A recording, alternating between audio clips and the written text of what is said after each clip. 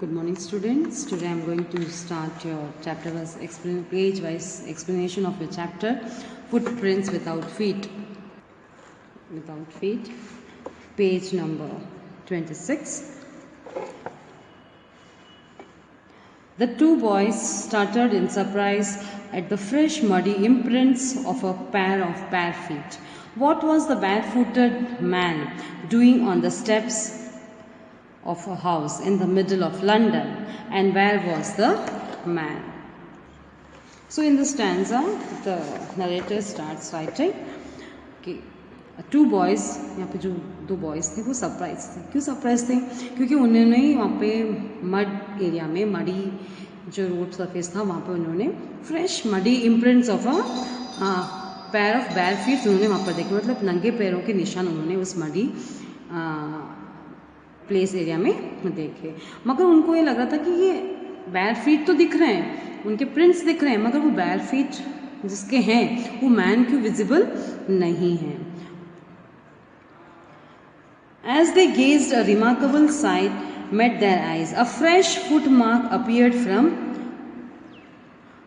nowhere. अब एकदम से उनके आश्चर्य में एक और चीज़ हुई कि एकदम से जब उन्होंने आंखें एक बार ग्लिंस किया तो उन्हें एकदम जो फुटप्रिंट्स थे जो बिल्कुल फ्रेश थे, तुरंत वो वहाँ से गायब हो गए. Further footprints followed one after sorry उन्होंने जब वो फुटप्रिंट्स देखे तो वो कहते ये फुटप्रिंट्स यहाँ पर स्टेप्स ऑफ अ हाउस पर in the middle of London क्या कर रहे हैं, वो व्यक्ति कहाँ हैं. अब वो वापस गेस कर घूर रहे थे और देख रहे थे कि रिमार्केबली अपने आंखों से जब वो देख रहे थे कि फ्रेश फुटमार्क्स जो हैं जो अपीयर्ड हुए हैं वो कहाँ से. फर्दर उन्होंने देखा कि वो फुटप्रिंट्स जो हैं they followed one after another descending the steps and progressing down the street. उनके घर से वो डिसेंड होते हुए गली की तरफ बढ़ रहे थे. The boys followed fascinated until the muddy impressions became फेंटर and फेंटर and at last disappeared all together. अब वो बॉयज़ उनको फॉलो कर रहे थे. जो दो बॉयज़ जो थे उन्होंने देखा कि एक मिडल ऑफ लंदन में एक हाउस से उन्हें स्टेप्स पे से फुटप्रिंट्स दिख रहे थे. वो उनको फॉलो करते करते जब वो आए उन्होंने देखा कि वो फुटप्रिंट्स और आगे बढ़ रहे हैं, वो जा रहे हैं, मगर उनको वहाँ पे व्यक्ति नहीं दिख रहा था किसके फुटप्रिंट्स है. वो जब उन्होंने फॉलो किया तो उन्होंने देखा एक फुटप्रिंट नहीं, दो नहीं, वन बाय वन अनदर वो डिसेंड करते थे, बढ़ते ही जा रहे थे और वो एक गली की तरफ बढ़ रहे थे. बच्चों ने भी उन्हें फॉलो किया और कुछ देर बाद उन्होंने देखा कि वो धीरे धीरे फेंट होते गए, मतलब रिड्यूस होते गए. At last disappeared all together. The explanation of the mystery was really simple enough.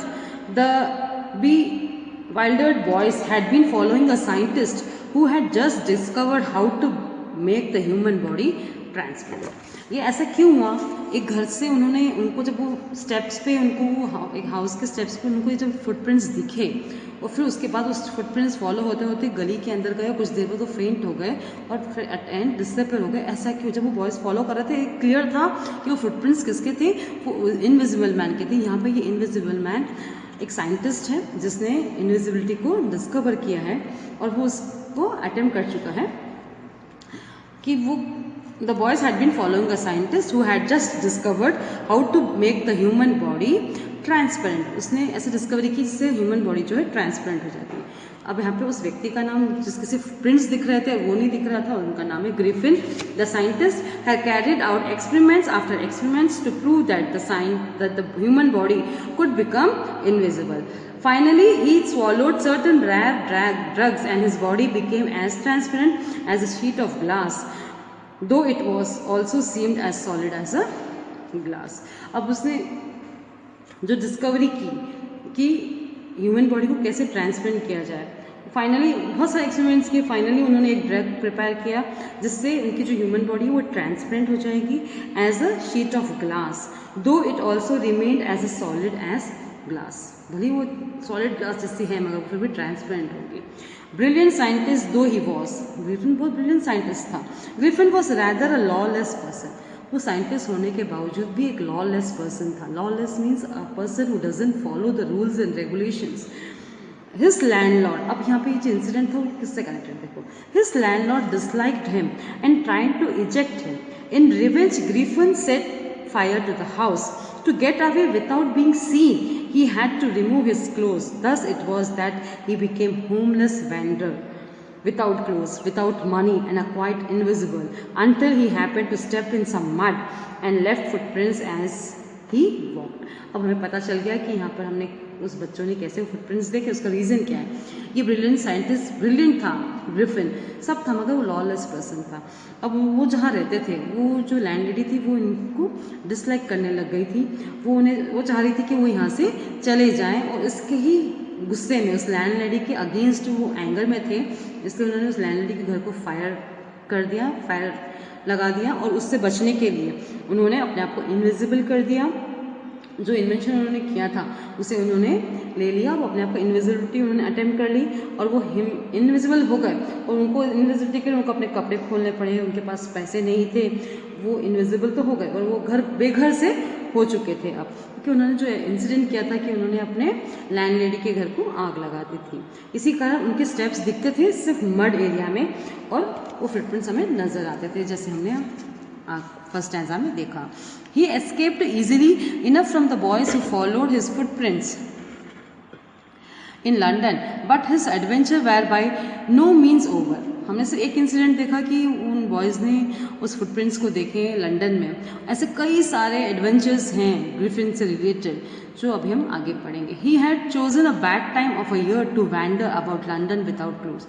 उन्होंने खुद ने ही ये अपने आप के लिए बुरा समय बुला लिया था, क्योंकि उन्होंने जब सेट फायर किया लैंडलॉर्ड के घर को, तो उससे बचने के लिए उन्होंने अपने आप को इनविजिबिलिटी वाला ड्रग ले लिया, और उनको अपने कपड़े खोलने पड़े, और इस कारण से वो कुछ भी कैरी नहीं कर पा रहे थे इनविजिबिलिटी कारण, क्योंकि बॉडी जो पूरी ट्रांसपेरेंट थी, बाकी कुछ भी चीज़ अगर आप रखते हैं वो सब विजिबल हो जाती है लोगों की नेक्ड आइज से। तो ये इसीलिए ये साल भर वो पूरे लंदन में बिना कपड़े के घूम रहे थे। और ये समय कैसा था? It was a mid winter, the air was bitterly cold and he could not do without clothes. बहुत गहरी ठंड का समय था और बिना कपड़े रहना बहुत ही इम्पॉसिबल था। फिर भी instead of walking about the streets it decided to slip into a big London store for warmth. अब इतनी ज़्यादा ठंड सहन नहीं कर पाते, उन्होंने डिसाइड किया कि एक बहुत बड़े मॉल जैसी दुकान में, लंदन स्टोर में जाकर अपने आप को गर्म करने की कोशिश करें। कब गए वो? Closing time arrived and as soon as the doors were shut Griffin was able to give himself the pleasure of clothing feeding himself without regard to expense. वो अंदर घुस गए, इनविजिबल थे, और दुकान जैसे बंद हुई, शटर डाउन हुआ उनके शॉप का, और ग्रिफिन अपनी विजिबिलिटी अटेम्प्ट करी। उन्होंने अपने कपड़े पहने और उन्होंने वहाँ पे खाना खाया बिना कुछ पैसे दिए। ही broke open boxes and wrappers and fitted himself out with the warm cloth. उन्होंने सब बॉक्सेस खोले और गर्म कपड़े पहने, अपने आप को गर्म किया। Soon with shoes and overcoat and a wide brimmed hat, he became a fully dressed and visible person. सब कुछ उन्हें पहन लिया, कपड़े, हैट, शूज, सब कुछ। In the kitchen of the restaurant, he अब उन्होंने वहाँ पर सेकेंड पार्ट है इस वीडियो का। In the kitchen of the restaurant, he found cold meat and coffee, and he followed up the meal with sweets and wine taken from the grocery store. अब उसने वहाँ से, उन्होंने रेस्टोरेंट से खाने का भी सामान लिया, फिर उन्होंने ग्रोसरी शॉप से बहुत सारे मिठाई, वाइन्स वगैरह सब ली। Finally settle down to sleep on a pile of quilts. At last उन्होंने कम्फर्टली सोना पसंद किया। सब चीज़ें उन्होंने, कपड़े पहन लिए, अच्छा सा खाना खा लिया, सब चीज़ उन्होंने कर ली, और एट लास्ट वो सोने चले गए। If only Griffin had managed to wake up in a good time, all might have been well. As it was, he did not woke up until the assassins were already arriving next morning. When he saw a couple of them approaching, he panicked and began to run. They naturally gave chase. In the end, he was able to escape only by quickly taking off his newly found clothes. So once more he found himself invisible but naked in the chill January air. अब Griffin ने ये सब चीज़ें तो कर ली, मगर इसमें एक प्रॉब्लम थी। अगर वो सो गया और सुबह जल्दी नहीं उठा तो बहुत प्रॉब्लम में आ जाएगा। यही हुआ उसके साथ। ग्रिफिन जब सो गए, उन्होंने अपने आप को जल्दी उठ नहीं पाए वो, और क्या हुआ कि उनके उठने से पहले ही उस शॉप के सारे जो असिस्टेंट्स थे वो सब आ गए, और उन्होंने देख लिया किन्हें, ग्रिफिन को वहाँ पर, और उनकी आइडेंटिटी वहाँ पर पहचान में आ गई, और इससे वो उन लोगों से वो भागे, और उन लोगों ने उनका पीछा किया ग्रिफिन का, और क्विकली उनके से छुटकारा पाने के लिए एक ही तरीका था उनके पास कि वो अपने सारे क्लोथिंग्स हटा दें और वापस विदाउट क्लोथ्स हो जाएं। इतनी बड़ी ठंड में, चिल जनवरी एयर, मॉर्निंग एयर में उनको फिर अपने आप को इनविजिबल करने के लिए वो सारे कपड़े उतारने पड़े जो नए उन्होंने अभी इस शॉप से लिए थे. This time he decided to try the stock of the theatrical company in the hope of founding not only clothes but something that would help to hide the empty space above his shoulders. Shivering with cold, he hurried to Drury Lane, the center of theatre world. He soon found a suitable shop. He made his way, invisible upstairs, and came out a little later wearing bandages around his forehead, dark glasses, false nose, big bushy side whiskers, and a large hat. To escape without being seen, he callously attacked the shopkeeper from behind, after which he robbed him of all the money he could find. अब यहाँ पर उसने वापस उसने एक सोचा है कि एक प्लान सोचा है कि अब उसे उन चीज़ों को बचने के लिए, ठंड से बचने के लिए उन्होंने कहा कि मुझे थिएटरिकल कंपनी को जाके देखना चाहिए, वहाँ पे जो स्टफ्स है उसे कलेक्ट करने चाहिए ताकि वो नई आइडेंटिटी बना सके. जो एम्प्टी स्पेस या अबाउ सोल्जर्स, मतलब उसका जो सिर नहीं दिखता था, कपड़े पहनने के बाद बिना सिर का वो व्यक्ति वहाँ दिखता था, तो उन्होंने उस ठंड से अपने आप को बचाने के लिए उन्होंने सोचा और वो डेरी लैंड गए. वहाँ थिएटर वर्ल्ड था, सारी दुकानें थिएटर के सामानों से भरी हुई रहती थी, और एक दुकान पे वो चढ़े और वहाँ उन्होंने अपने आप को बैंडेज से पूरा रैप कर लिया, फोरहेड भी बना लिया, उन्होंने ग्लास वेयर कर लिया, नकली नाक लगा ली, और उन्होंने बुशी विस्कर्स लगा ली, लार्ज हैट पहन ली, और उन्होंने अपने आइडेंटिटी को एस्केप कर लिया. और जाते समय उन्होंने क्या करा, जाते जाते शॉपकीपर को जोर से धक्का लगा और उन्होंने उसके जितने पैसे थे वो भी उन्होंने चुरा लिए ग्रिफिन ने. अब read and find out questions. Next paragraph, page number 28. We will read it tomorrow. Try to find the answers of this read and find out section. Thank you.